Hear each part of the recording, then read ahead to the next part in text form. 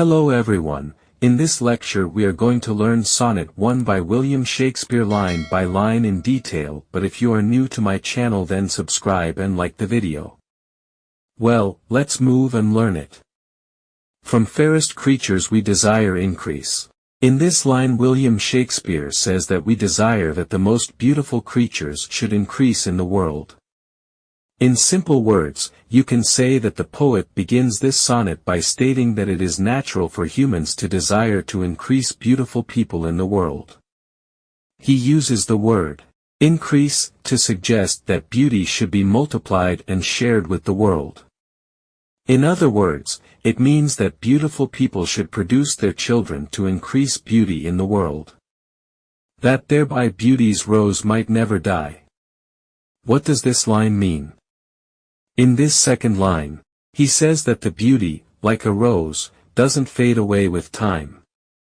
In simple words, in this line he wants to say that people who are beautiful as roses will not vanish or fade away if they produce their children. So, if they produce children like them as beautiful as roses will never fade away with their death. But as the riper should by time decease. In this line Shakespeare acknowledges that all things must eventually die, even the most beautiful creatures. Here, he uses the word decease to suggest a gradual decline in beauty. He implies that even though beauty cannot last forever, it can be preserved through reproduction. Simply, it means that as older individuals pass away with time because nothing can remain in the world forever because everyone dies after spending their time in the world. His tender air might bear his memory. Look at this line. It is very beautiful because in this line the poet says that their young offsprings can carry forward their memory. In simple words you can say that in this line, he claims by stating that a child can be a physical embodiment of a parent's beauty. The speaker uses the word tender to suggest that a child is a fragile and precious thing. He argues that a child can carry on a parent's memory even after they are gone. How can one stop fading away beauty? Here the poet says that only through producing children can provide the remembrance of their beauty. In the next line he says, "But thou, contracted to thine own bright eyes," in this line the poet addresses the young man, who he addresses as thou. He accuses the young man of being contracted to his own beauty, meaning that he is too focused on his own appearance and not enough on the importance of reproduction. Simply it means that in this line, Shakespeare is addressing someone directly, suggesting that they only focus on their own physical appearance and captivated by their own good looks. The word contracted here means restricted or limited. The person is so absorbed by their own beauty that their focus is confined to gazing at their own reflection and admiring themselves. Or you can say that the poet is urging someone to move beyond their self-centered perspective and consider the greater purpose of passing on their beauty and qualities to future generations. Feeds thy light's flame with self-substantial fuel. The speaker is using the metaphor of the young man as a candle. The candle's flame is its beauty, and the fuel that feeds the flame is the young man's own substance, or his beauty. By not reproducing, the young man is using up his own substance, and he is therefore making his beauty decrease. Simply, it means that he is addressing someone and says, "You feed your own beauty with your own substance and do not reproduce new beautiful creature." Making a famine where abundance lies, it is very outstanding line. Here Shakespeare says to the person that you are creating a shortage where there is plenty. The speaker is saying that the young man is creating a famine where there is abundance by not having children.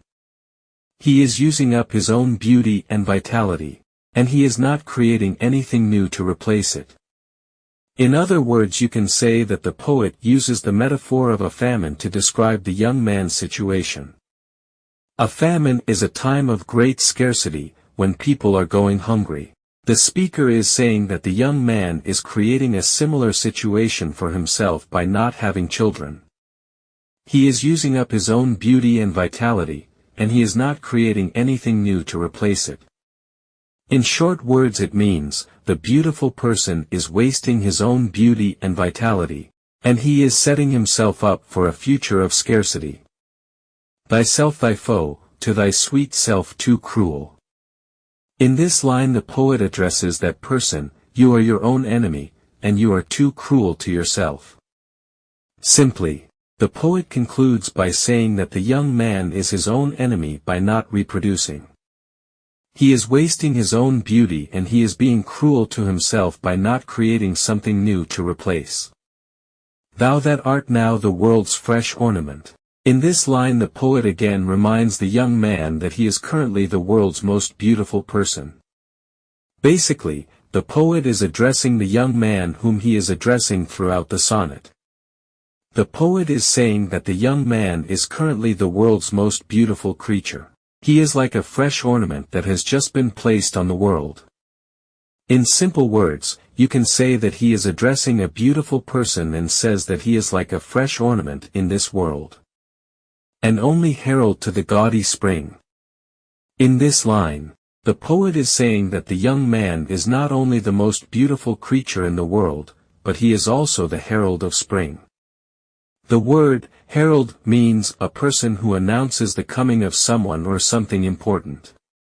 In this context, the speaker is saying that the young man's beauty is a sign of the coming of spring.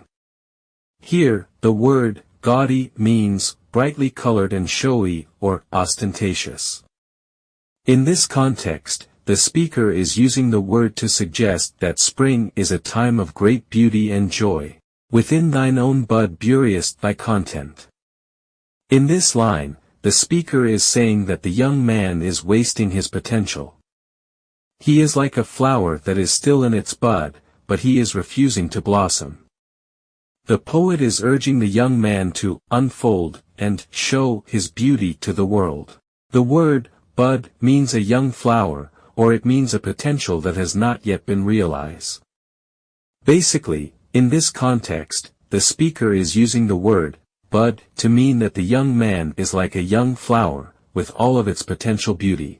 But he is also saying that the young man is refusing to blossom, and he is therefore wasting his potential. Actually, it means that it is a powerful reminder of the importance of sharing our gifts with the world. We all have the potential to be beautiful, but we will never realize our full potential if we keep our gifts to ourselves. We need to share our gifts with the world, so that we can all benefit from them. Then he says, and, tender churl, makest waste in niggarding. In this line the poet uses a clever wordplay and metaphor to convey his message. Basically, the word, tender, refers to being sensitive or delicate. And the word, churl, is an archaic term that refers to a misere person who is unwilling to spend or share. And the word, niggarding, is derived from niggard, which means to be overly cautious or stingy. So, the poet refers to the person as a tender churl. He's presenting them as someone who has both delicate qualities and miserly tendencies. These terms serve to emphasize the inner conflict within the person. They might possess qualities that are sensitive or valuable, but they're also exhibiting traits of selfishness and reluctance to share. Pity the world, or else this glutton be. In this line the poet asks the young man to have compassion for the world.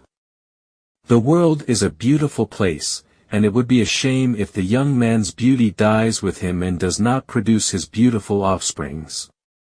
Basically, the line, or else this glutton be, the poet warns the young man that he will be glutton if he does not reproduce.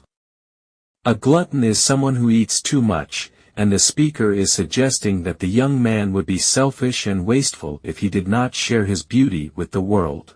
To eat the world's due, by the grave and thee. Look at this line, to eat the world's due. Here it means that the beautiful person is depriving the world of something that he should provide to it. In this case, the world is owed the young man's beauty and his potential to create more beauty. If the young man chooses not to reproduce, he will be eating the world's due. In simple words you can say that it means that he would be depriving the world of his beauty and his potential to create more beauty. And look at the second part of this line, by the grave and the. It refers to the fact that the young man will eventually die and be buried in the grave. Actually here, the poet is reminding the young man that he will not be able to take his beauty with him to the grave. If he does not reproduce, his beauty will die with him, and the world will be deprived of it. In conclusion, it is a plea for the young man to think not only of himself, but also of the world. Well guys, if you have enjoyed the lecture, please like and subscribe the channel. Thank you.